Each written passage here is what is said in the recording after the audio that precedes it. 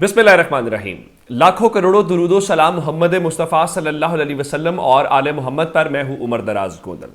इमरान खान बार बार एक बात करते हैं कि आखिर इस्टेब्लिशमेंट इस हुकूमत का बोझ क्यों उठा रही है या क्यों उठाना चाहती है, और ये पाकिस्तान के संजीदा हलकों में यही बात हो रही है कि एक ऐसी हुकूमत जो अनपॉपुलर है, जो डिलीवर नहीं कर पा रही, आखिर इस्टेब्लिशमेंट का इसके साथ क्या मफाद है या इस्टेब्लिशमेंट इसको क्यों चाहती है। अब मैं आपको बताना चाहता हूं कि इस्टेब्लिशमेंट ने एक मुतालबा इमरान खान के हवाले से, जो हबीब अकरम साहब का दावा है कि वो करें और बहुत सारे मसाइल हल हो जाएंगे। लेकिन मैं इस हुकूमत से मुतल्लिक हबीब अकरम साहब क्या कहते हैं कि जो मौजूदा हुकूमत को लेके इस्टेब्लिशमेंट का ओवरऑल, जिसको कहें कि इनकी कारकर्दगी से मुतल्लिक इस्टेब्लिशमेंट क्या समझती है, वो कितनी मायूस हो चुकी है, क्या फिक्रमंदी उनके अंदर पाई जा रही है, क्या मसाइल हैं, मैं आपके सामने जरा हबीब साहब की ज़बानी सुनाता हूं, फिर आपको अगली बात बताता हूं। सुप्रीम कोर्ट तहलील कर दी जाए उनकी बला से। हैरत अंगेज तौर पर पीडीएम नामी इस मजमुआ सियासतकारों के मुकाबले में इस्टेब्लिशमेंट में संजीदगी और फिक्रमंदी दिखाई देती है। मुल्क की मईशत की परेशानी इतनी है कि बस चलता हो तो आईएमएफ को भी किसी सेफ हाउस में डालकर कर्जा देने पर मजबूर करता है। सरकारी तनख्वाहों में इजाफे के तकाजे, पेंशनों का बढ़ता हुआ बोझ। अब इससे आपको अंदाजा हो रहा होगा कि ये जरा एक उसमें ऐड आ गया, तो मैं हेलो जी, जिससे मैं आपको अंदाजा होगा कि वो उस जगह के ऊपर परेशानी कितनी है और हुकूमत डिलीवर नहीं कर पाती। सुनिएगा। सियासी अदम इस्तेहकाम नीचे से ऊपर तक सबको परेशान किए हुए। इमरान खान से नफरत भी शदीद है, उनकी मकबूलियत का एहसास भी सवा है। इमरान खान चंद दिन एस्टेब्लिशमेंट के खिलाफ कुछ नहीं बोलते तो उम्मीदों के चिराग जलने लगते हैं। जब वो कुछ तल्ख बात कर डालते हैं तो यकायक जोरावरी जोश मारती है। यानी अब आप ये समझिए कि वहाँ पे पीडीएम एक तो परेशान है कि हम करें तो करें क्या, किस तरह से हम मसले का हल निकालें, और दूसरी जानिब जो इस इस्टेब्लिशमेंट है वो उनसे मायूस है, परेशान है। और जब इमरान खान इस्टेब्लिशमेंट के बारे में थोड़ा सा हाथ हौला करते हैं तो इस्टेब्लिशमेंट में उम्मीदें जाग पड़ती हैं कि मसाइल का हल निकला है, इमरान खान से हमें रिलीफ मिल गया। लेकिन अब असल बात क्या है कि अब इस्टेब्लिशमेंट जो पहले बहुत सारी बातें हम कहते हैं कि इमरान खान इक़्तिदार में आएंगे, क्या होगा, सब कुछ करने के बाद अब सिर्फ बात यहां तक आ गई है कि इमरान खान एक मखसूस नंबर, अब मैं आपको थोड़ा सा इशारों के नाम में बता दूंगा, हबीब साहब ने भी इस हवाले से कहा है कि अब बात यहां तक आ गई है कि एक मखसूस नंबर जो इमरान खान के नॉलेज के अंदर है, इमरान खान अगर उस नंबर के ऊपर कॉल कर लें, राब्ता कर लें, तो इस वक्त पाकिस्तान तहरीक इंसाफ के ऊपर जो सख्तियां हैं, जो मुश्किलात हैं, वो कम होना शुरू हो जाएंगी। क्या वो सख्तियां हैं, क्या मुश्किलात हैं और किस तरह से इस्टेब्लिशमेंट क्या चाहती है, जरा हबीब साहब की ज़बानी सुन लीजिए। जरूर है कि इमरान खान को एक मखसूस फोन नंबर का इल्म परवेज इलाही के घर पर यलगार से। एक तो इस्टेब्लिशमेंट ये कहती है दिल में पछताया कि इस वक्त जो मुख्तलिफ हमले हुए हैं इमरान खान के ऊपर या चौधरी परवेज इलाही के ऊपर, उसका इस्टेब्लिशमेंट से कोई ताल्लुक नहीं है। और फिर वो इस्टेब्लिशमेंट क्या चाहती है, जरा सुनिए। बेशुमार शिकवे शिकायतें हैं, वहां पीडीएम से मायूसी भी इंतहा को छू रही है। ये बात भी पूरे जोर से बताई और समझाई जाती है कि इमरान खान पर कातलाना हमला, उनके घर पर पुलिस का धावा और चौधरी परवेज इलाही के घर पर यलगार से इस्टेब्लिशमेंट के किसी भी फर्द का कोई लेना देना नहीं। अलबत्ता कहीं गहराई में दबी सी एक ख्वाहिश जरूर है कि इमरान खान को एक मखसूस फोन नंबर का इल्म है जिस पर वो कॉल कर लें तो मामलात में सुधार की शक्ल बन जाएगी। वो सख्तियां जो आज उनका मुकद्दर बनी दिखाई देती हैं टलने लगेंगी।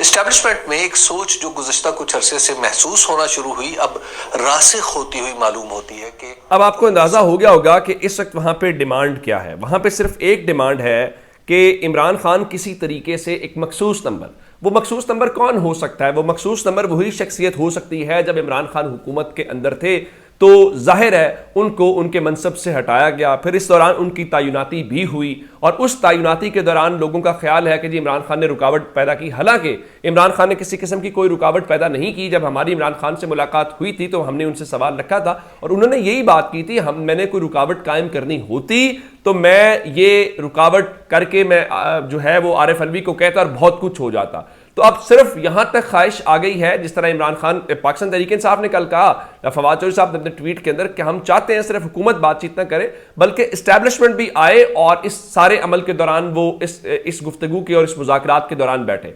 तो अब बातचीत यहां तक आ गई है कि एक तो वो आपने खुद सुन लिया और अबीब साहब ये जो खबरें लेके आए हैं वो शहर इक़्तिदार इस्लामाबाद में वक्त गुजार के और कुछ एस्टैब्लिशमेंट के लोगों से मिलके और हुकूमत और तहरीक इंसाफ वहां से मिलके कुछ खबरें लाए हैं। और उनका कहना यह है कि अब वहां पे सिर्फ इतनी है कि हमसे इमरान खान एक बार राब्ता कर ले। लेकिन जाहिर है इमरान खान की कामयाबी यह है कि पिछले 1 साल में उसने इस्टेब्लिशमेंट का, अपने मुखालिफों का, सबका डट के मुकाबला किया है। और इमरान खान ये जंग हारा नहीं है, डट के खड़ा है, अपने लोगों में खड़ा है। आज भी इमरान खान ने एक रैली जो है वो निकालनी है। अब मैं आपको अगली जो डिटेल्स बताना चाहता हूं, पाकिस्तान के अंदर एक और सैफरीकी जो मुज़ाकराती अमल है वो शुरू होने जा रहा है। आप जानते हैं कल शंघाई ताउन तंजीम का इजलास था, उसके बाद जो चीन के वज़ीर ख़ारजा है वो पाकिस्तान पहुंचे और उन्होंने वहां पे मुलाकात आते ही पता किससे की है? सदर पाकिस्तान से की है। ये मुलाकात खुद एक गैर मामूली मुलाकात थी। और उसके बाद यहां पे बहुत सारी बातें की जाती है जी कि वो प्रोजेक्ट्स के ऊपर काम रुक गया, लेकिन आज उन्होंने प्रेस कॉन्फ्रेंस करते हुए ये बात तो की कि प्रोजेक्ट्स के ऊपर पाकिस्तान और चीन दोनों उसकी पेशरफ्त, उसकी डेवलपमेंट के ऊपर सेटिस्फाइड है।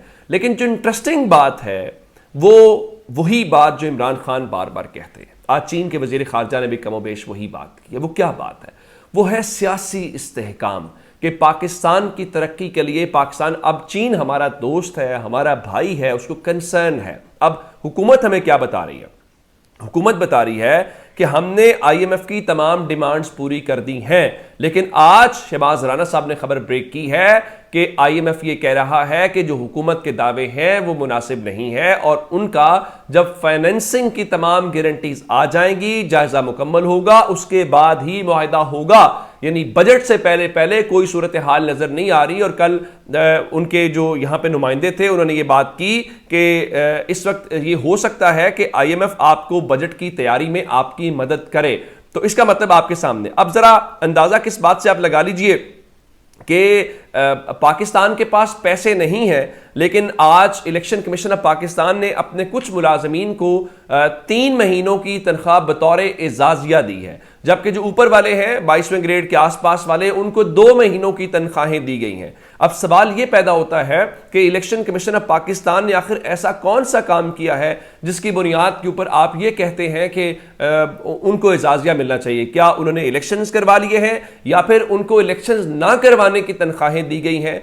मुझे इस बात का इल्म नहीं है। लेकिन आप तो कहते थे कि आपका खजाना खाली है, और अगर आपका खजाना खाली है तो फिर सवाल यह पैदा होता है कि आपने ये पैसे कहां से निकाल लिए, या सिर्फ आपके दफातर की रेनोवेशन के ऊपर या आपके मुलाजमीन को एजाजिया और अपनी वहां पे बल्ले बल्ले करवाने के लिए सारा कुछ काम कर रहे हैं। बिल्कुल ठीक है। अब आगे चलते हैं।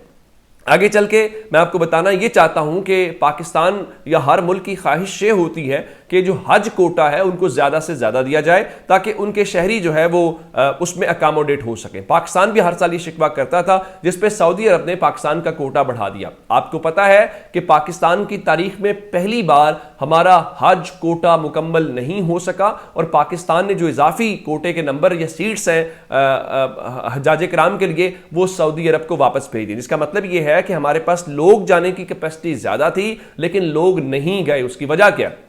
उसकी वजह यह है कि हज महंगा बहुत ज्यादा है, डॉलर्स में आपने पेमेंट करनी होती है, इंटरनेशनल जो ट्रांजैक्शन सारी होती हैं। ऐसे में अब मुझे ये बताइए, ये जो तजर्बाकार आए हैं इमरान खान के ऊपर एजेंट होने का इल्जाम लगाया जाता है, फजलुर रहमान इस बात का जवाब देंगे या बाकी लोग देंगे जो मजहब की बुनियाद के ऊपर पाकिस्तान में सियासत और सारा कुछ करते हैं? तो इससे आप अंदाजा लगा लीजिए कि सारे के सारे रॉन्ग नंबर्स हैं। ये जो तजर्बाकार आए हैं इनकी तजर्बाकारियों ने पाकिस्तान की मैशत के और पाकिस्तान के कड़ाके निकाल दिए और अब तो इनके जिस एस्टैब्लिशमेंट की बुनियाद के ऊपर ये सारा कुछ कह रहे थे वो भी इनसे मायूस दिखाई दे रहे हैं। अपना बहुत सा ख्याल रखिएगा। खुदा हाफिज।